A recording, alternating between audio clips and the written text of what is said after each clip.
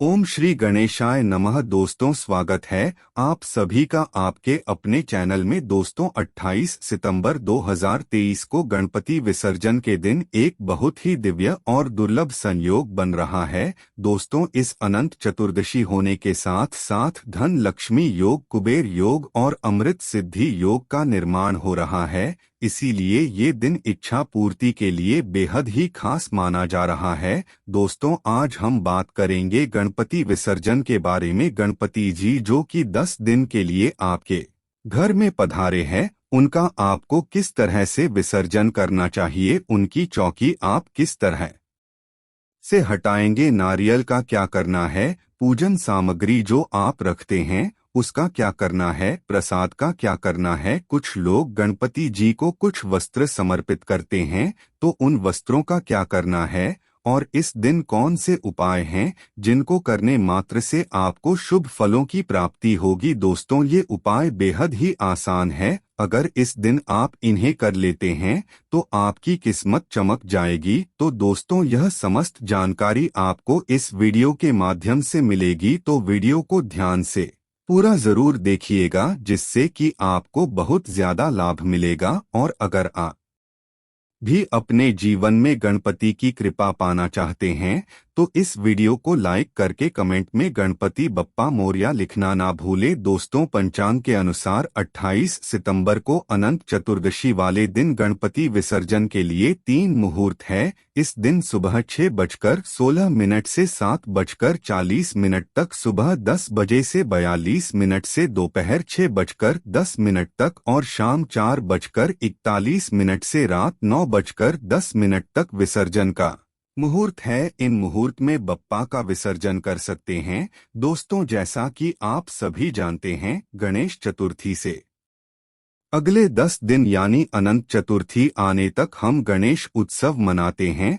अपने घर में गणेश जी को लेकर आते हैं, उनकी स्थापना करते हैं और संपूर्ण भक्तिभाव श्रद्धा से उनका पूजन करते हैं। उन्हें प्रसन्न करने का हर एक प्रयास करते हैं। कई जगहों पर गणेश उत्सव ढेर दिन, 3 दिन, 5 दिन, 7 दिन इस तरह से मनाया जाता है। जब भी गणेश जी की हम स्थापना करते हैं, उसके बाद हमें उनका विसर्जन भी करना होता है, यानी हम गणेश जी की मूर्ति को विसर्जित भी करते हैं। तो उसकी सही विधि क्या होनी चाहिए, वह ध्यान से जान लीजिए। देखिए, शास्त्रों के अनुसार विसर्जन वाले दिन आपको क्या क्या चीज करनी चाहिए। आपको भगवान गणेश जिनकी आपने स्थापना करी है, विधि विधान से उनकी पूजा अर्चना करनी चाहिए। सबसे पहली बात, एक चीज का ध्यान रखिएगा, जिस दिन विसर्जन करने के लिए आप जाते हैं उस दिन सवेरे जल्दी उठकर स्नान करके पहले घर को स्वच्छ कर लीजिए, क्योंकि कहा जाता है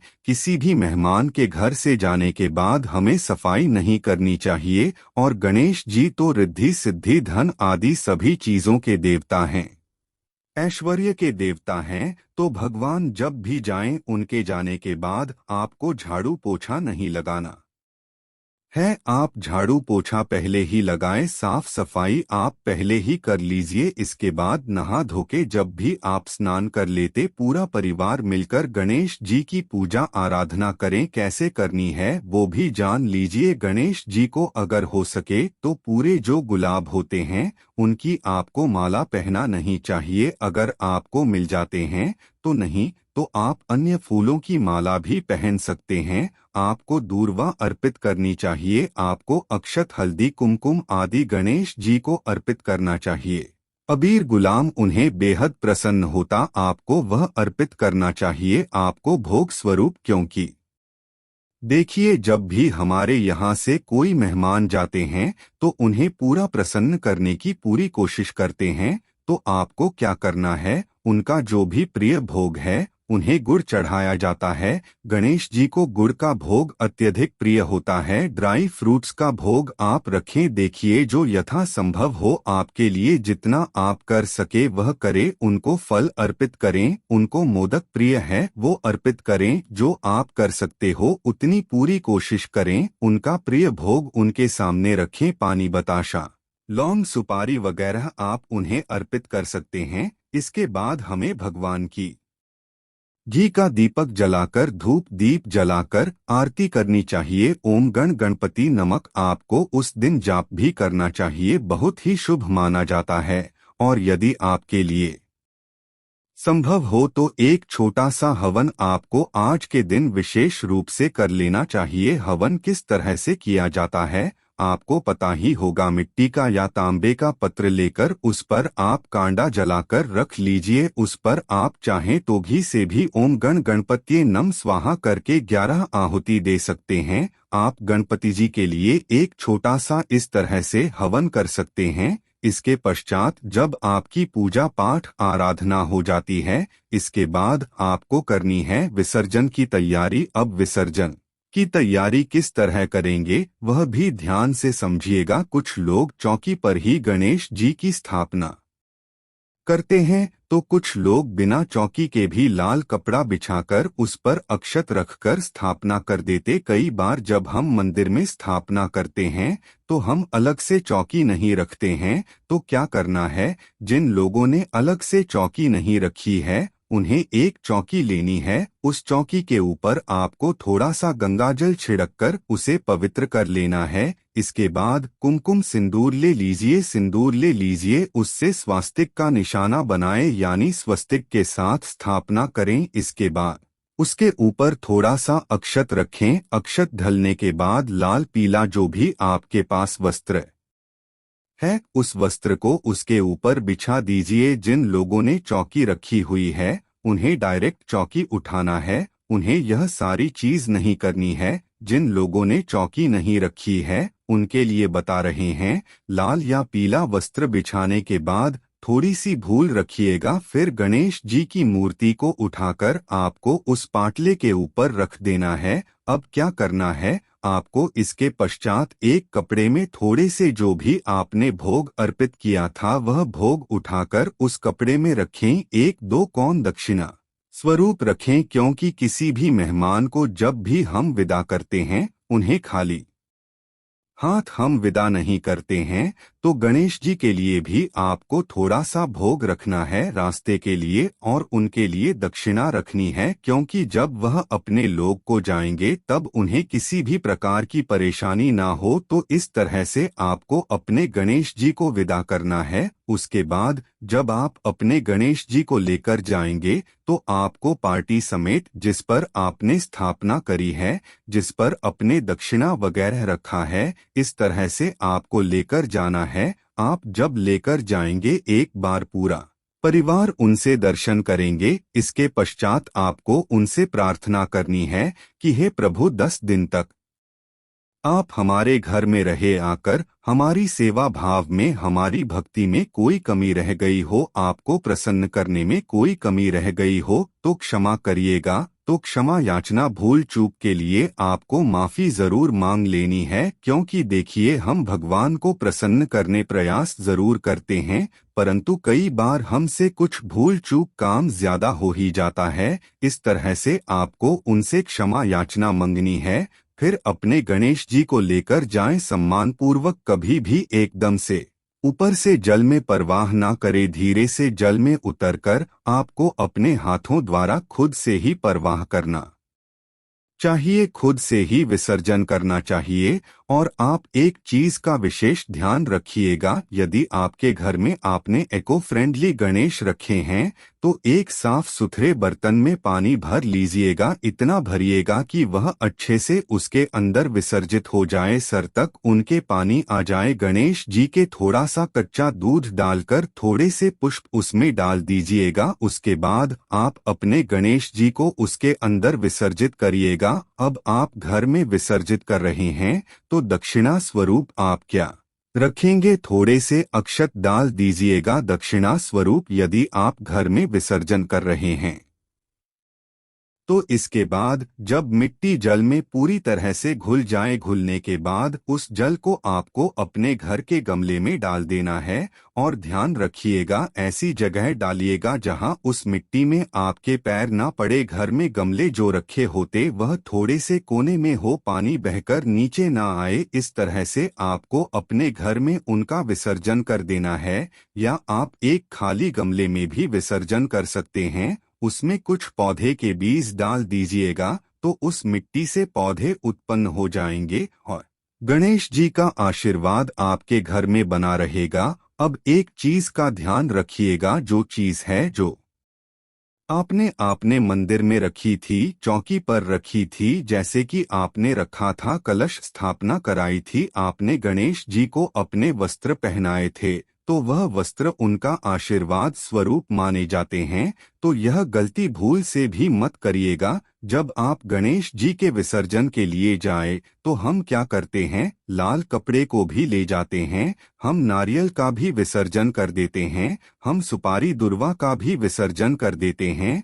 तो यह आपको भूल से भी नहीं करना है। आपको क्या करना है, जो नारियल है उसको तोड़कर उसका जल निकाल लीजिएगा, फिर नारियल तोड़कर प्रसाद स्वरूप बच्चों में बांट दीजिए, आपके घर में बाहर दीजिए, आसपास मोहल्ले में बांट सकते हैं। फल वगैरह रखे हैं, आपने भोग रखा है, उसे भी बांध दीजिएगा। जो कलश के अंदर जल है, उस जल को पूरे घर में छिड़क कर बचा हुआ जल आप किसी भी गमले या क्यारी में डाल दीजिएगा। उसमें आम के पत्ते लगाएं आपने, तो वह आप विसर्जन के लिए डाल सकते हैं आम के पत्तों को। और इसके पश्चात जो दूर्वा है, आप रोज दूर्वा चढ़ाते हैं गणेश जी को, तो वो सूख जाती है, तो उसमें से थोड़ी सी दूर्वा लेकर, और कुछ लोग सुपारी की स्थापना भी गणेश जी के साथ में करते हैं, तो उस सुपारी का आपको विसर्जन नहीं करना है। वह सुपारी गणेश जी का प्रतीक ही मानी जाती है, तो उसे लाल या पीले कपड़े में लपेटकर थोड़ी सी दूर्वा लेकर उसे आप अपने धन संग्रह के पास रखिएगा। बहुत शुभ माना जाता है, क्योंकि गणेश जी बुद्धि आदि के देवता माने जाते हैं, सुख समृद्धि के देवता माने जाते हैं। तो इसको आप अपनी तिजोरी में रखेंगे कपड़े में बांधकर। तो किन चीजों को, थोड़ी सी वहां पर अगर आपने दक्षिण रखी थी तो दक्षिणा को, सुपारी को, और थोड़ी सी दूर हुआ, इन तीनों चीजों को बांधकर आप अपनी तिजोरी में रख देंगे।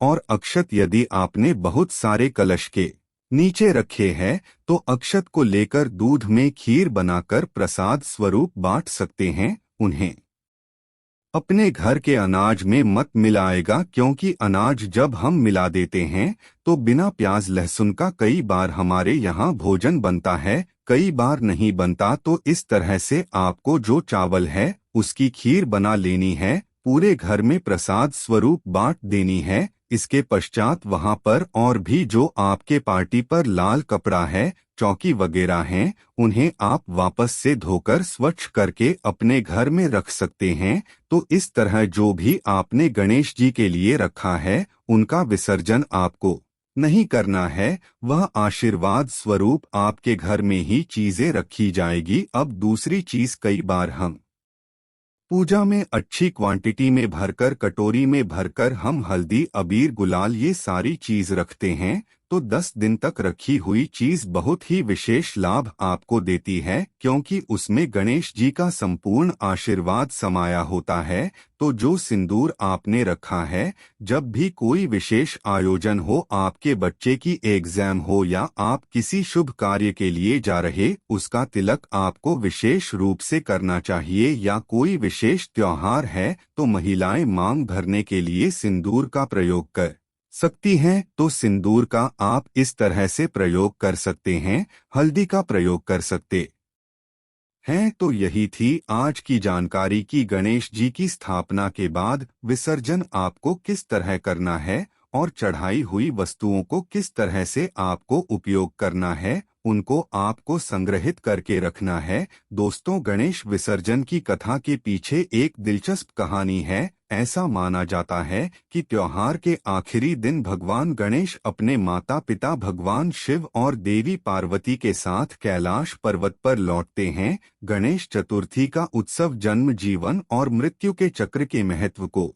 भी दर्शाता है। गणेश, जिन्हें नई शुरुआत के भगवान के रूप में भी जाना जाता है, वहीं बाधाओं के निवारण के रूप में भी पूजा जाता है। ऐसा माना जाता है कि जब गणेश जी की मूर्ति को विसर्जन के लिए बाहर ले जाया जाता है, तो वह अपने साथ घर की विभिन्न बाधाओं को भी दूर कर देती है और विसर्जन के साथ साथ इन बाधाओं का भी नाश होता है। हर साल लोग बड़ी बेसब्री से गणेश चतुर्थी के त्योहार का इंतजार करते हैं और हमेशा की तरह हम यह भी आशा करते हैं कि इस वर्ष भी विघ्नहर्ता अपने आशीर्वाद को हम पर बरसाएंगे और हमारे जीवन के सभी संघर्षों को मिटा देंगे। पौराणिक मान्यताओं के अनुसार यह भी माना जाता है कि श्री वेदव्यास जी ने गणपति जी जब महाभारत की कथा सुनानी शुरू की थी तभी से गणेश चतुर्थी का आरंभ हो गया था। कहानी सुनाने के दौरान व्यास जी आंख बंद करके गणेश जी को लगातार 10 दिनों तक कथा सुनाते रहे